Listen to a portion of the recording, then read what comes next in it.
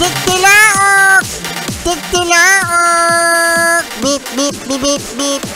Ito na ang 101.1 Yes FM Balitang. Meron bang mabait sa inyo mga yes friend sa bahay? Ay, oo, ako mabait. Hindi kasi 'di ba ang mabait sa bahay, 'di ba mga yes friend, mga bubuit, mga daga. Yan. Tingnan mo. Buti yung nanay, yung daga sinasabihan ng mabait. Ikaw na anak niya, sabi sa'yo, hayop. Baliktad ano? Kasi mga yes friend, eto speaking of daga, isang eroplano ang nag-emergency landing dahil sa isang daga. Oo!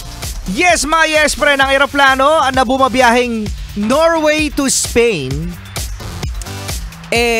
nasa ere na, no?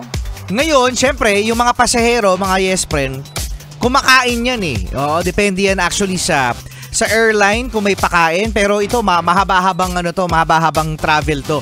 So, Norway to Spain, may isang pasahero nakakain na. Nung binuksan niya yung pagkain, surprise!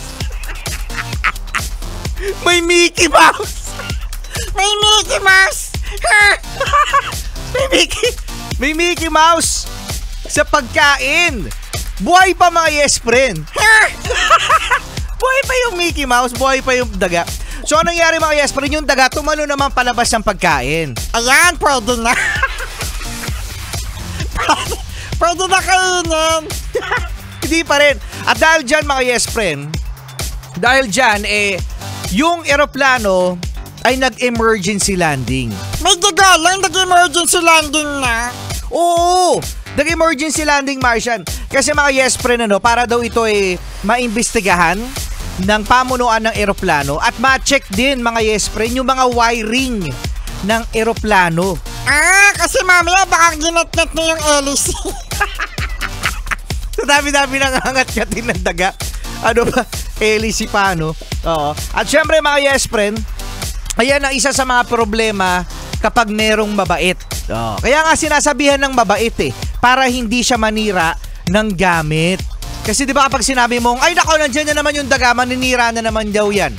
Lalong lalong magngangat-ngat. Pero kapag sinabi mong mabait, nandiyan yung mabait. I'm a good rat. Ay ba good rat. Kaya di na siya mangangat-ngat. Hindi ka sure. Hindi ka sure, ano? At iyan ang ating Yes FM Balitang. Dito pa rin yan sa 101.1 Yes FM. Charlie!